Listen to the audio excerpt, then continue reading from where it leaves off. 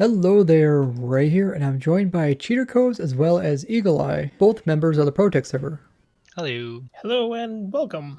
Today, guys, we got something real special. We're going to show you some really simple ways to break Bedrock in survival. And we have cracked the code for Bedrock breaking. We figured out a way that makes it 100% reliable to break a Bedrock, so you don't have to worry about placing in tons of TNT and never having that Bedrock break. With these new methods, it will be 100% and you guys will be very satisfied. And Impulse SV is actually trying to break Bedrock on the Hermitcraft server and make diamonds as part of his new shop that he has on there. So hopefully with these new techniques, he can break tons of Bedrock and gain tons of diamonds. This all started a few months ago when we were trying to figure out an alternative way to be breaking Y0 Bedrock. And while we were doing a lot of testing, we tried to find out why a lot of times it wasn't being reliable. So after much testing and cheater codes looking into the Minecraft code, we figured out why it was inconsistent. And using these discoveries, we're able to make a lot of different types of flying machines which allow you to AFK and break Bedrock, all while being in survival. Now today we won't be going over the flying machines, that will be shown in a separate video in the future, but we will be going over some simple ways to do it in a survival world. This first design, I believe, was originally by Newcake, and the way it works is by placing a TNT on this redstone block right here.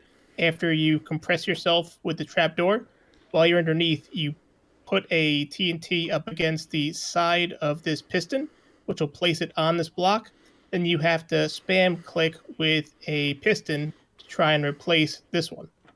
So it doesn't always work, but if we get lucky, see what happens here. Put down the TNT, and then spam click with the piston. And since it's facing up, you know it worked this time. And while it did work this first time, it doesn't always work. If you're going to use this method, you do want to bring a bunch of backup TNT. So because it was so inconsistent and so many people were complaining about just having a lot of difficulty and trying for hours just to break a few Bedrock, Cheater Codes looked into the code, and you want to go ahead and kind of explain what you noticed? Yeah, so it appears that the blocks are broken in a basically random order. It's not entirely random, but it's very location dependent and hard to predict.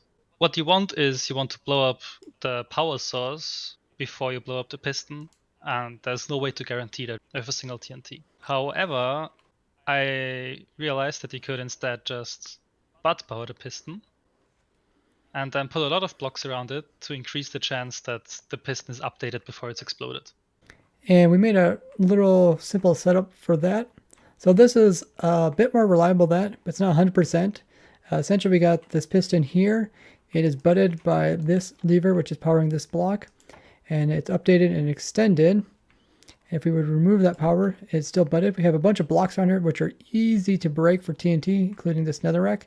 And if we stick the TNT just a little ways away, it will have a really high chance of breaking these other blocks before actually breaking the piston. And we can go ahead and give this a try.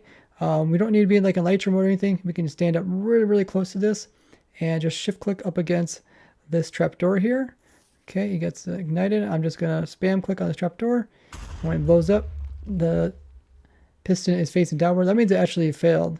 If you remove this, you see there is no Bedrock. So it's not 100%, but with this method, it is possible to have a higher chance of actually breaking the Bedrock underneath. So we'll try it again to power it. Power this, come in here, spam click a piston up against the edge of this. And that time it did work because the piston is facing the same direction as the first one. If I go ahead and break this one, you should notice that there is no Bedrock underneath. It went ahead and destroyed it. Plus it also breaks up a lot of your blocks. So you don't have to tear them down. It makes it pretty nice to do this setup. And like I said, it's not 100%, but it is better than that setup over there. So as we mentioned before, the problem is that the order of events is not reliable. So in order to make it reliable, this is a very simple example setup. So we have two TNT blocks. One is responsible for just blowing up the redstone block. The other one is responsible for only blowing up the piston. And we ignite them both in the same tick, but with different update orders. So this one here ignites first, and then this one, but still in the same tick. And that's because there's a delay on this repeater, and it takes longer for it to be processed. They have the same total delay, but the initial delay of the first repeater is lower on this one, so this gets updated first. So when we ignite this TNT will technically explode before this one, and it will remove this power source. means this piston is retracting. Then this TNT will blow up this piston while it's retracting. And then in that time, we will be able to place in our piston, which will take the properties of this one retracting and apply it into a different direction and apply it this way, which will pull this bedrock block, pretty much replace the bedrock block with the piston head, which will make it air. So we can go ahead and try this one now, I guess. The lever over here, just flick the lever, spam piston up against the side here. You can see the bedrock block has been removed and the piston is now facing back upward again. So it is 100% reliable by using two TNT. This same type of setup can be used for any direction of bedrock. So that one was on the side, but we can also go ahead and break downwards as well. So if I flick that lever there, go in here, then spam up against this side here.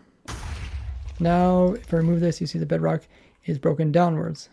So after we got working 100% of the time, we want to now then compact it. So instead of using repeaters to kind of determine which TNT would update first, we decided to use redstone and levers. And the way that a lot of redstone components work is that they'll update certain directions before others, and we can use this to determine which TNT will get updated first. So lever here is actually going to update this block and this TNT over here first. Then it's going to update this one over here. And we can actually use this to be able to have a reliable way of breaking bedrock. And even though the game will actually technically ignite both of these in the same 1/20th of a second, the game cannot do both of them at the same time. So one will have priority over the other. And we can go ahead and do this one in survival as well. You actually don't take that much damage, even though you're this close to the bedrock, or this close to the TNT explosions. There we went ahead and broke this bedrock. So if I remove this piston, bedrock is broken underneath. So another thing we realized afterwards was that while the first TNT has to blow up only the power source, the second one can be placed pretty much anywhere. So in this setup, we just moved it next to the other TNT. So it's further away from the player, it still works reliably, and it's just more compact. Okay, let's go ahead and give it a try. Ignite, come in here, spam up in here, and voila, went ahead and broke some more bedrock. Just out of curiosity, while we're not sure where it would be too useful, you can also break bedrock upwards the same way. So this setup is exactly the same, except it's a bit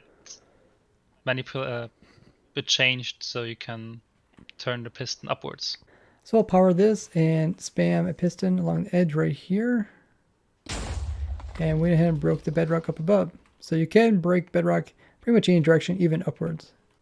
So the last thing we tried with this setup is to just see how big of a hole you'd have to make if you want to dig all the way through the ceiling.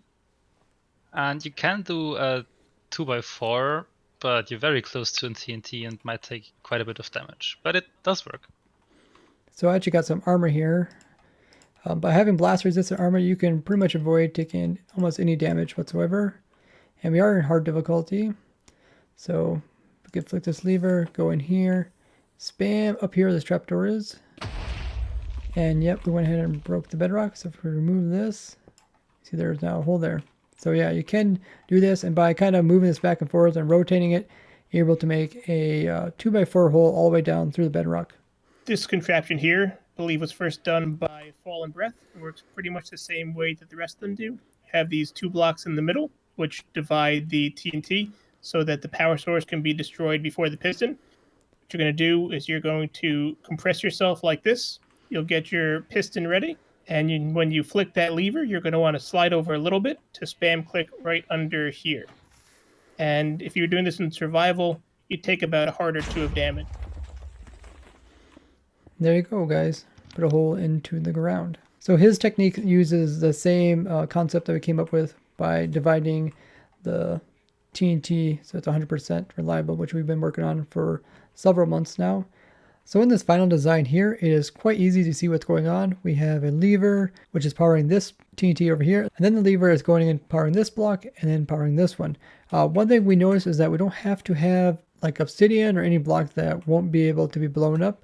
We can use blocks that can blow up, and that's what we got in here. So anything with the kind of high blast resistance will work fine, like cobblestone.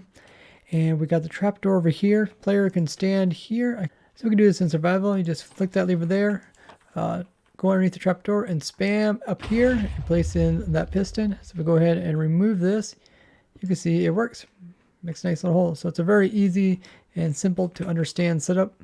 And you can also change this around where you have it 2 by 3 and have a trapdoor here. But then we switch up the update order for the TNT. So we have the dust over here and the block over here. And this block will ignite this one first, which will blow up this lever, making it retract. And then this one will come around and blow up the actual piston here. So let's go ahead and give it a try. Click the lever, go in here, spam up against this here. And yeah, if I remove this, you can see the bedrock has been broken. But you do take a little more damage because it's a kind of direct line of sight between this TNT and the player over here. But by having only 3 wide, you can make a hole that is 4 by 2, and you can go all the way down through the bedrock with that. So when it comes down to placing in the pistons, you want to click really fast. So you can have like a macro that clicks fast, or you can actually do this in survival. I showed you guys this trick way back in 1.13, where you come into here, your controls, and switch these out to a keyboard button. So if I click on this, right click, which is place item, just change it to B. Now if I come out here and let's see, if I go ahead and type, notice how when I press B for the first time, it's going to print out 1B, but if I continue holding down, it's going to spam it really fast. It does the same thing for placing blocks. So first time you hold down the button, it's going to place down 1, and then it's going to start spamming really fast. Notice how fast I can make that lever go back and forth. So we can do the same thing with placing in a piston. So if we hit the lever, hit the trapdoor, come in here and spam B up in this corner here, and then it's going to place in the piston, and just like that, we can break bedrock in survival without even needing to use a macro or any kind of auto clicker. Some really easy ways to break bedrock in survival. You can use this in whatever locations you want to. You can also use it for any other type of non-destructible stuff like end portal frames and stuff like that. Big thanks to Cheater Codes as well as Eagle Eyes for helping out during this testing. And if you guys would like to take part in future testing, we do them every Wednesday and Friday. We open up a server where we do testing of the newest snapshot with the viewers. So make sure you follow me on my other social media so you get notified of when that starts. And Eagle Eye has his own YouTube channel. You guys can check it out. He has a lot of technical Minecraft stuff there. And you can find Cheater Codes as well as all the other ProtoTech members over at the ProtoTech Discord, which is linked below. Thank you guys for watching, and we'll see you guys in the next one. Bye-bye. Bye. Hey.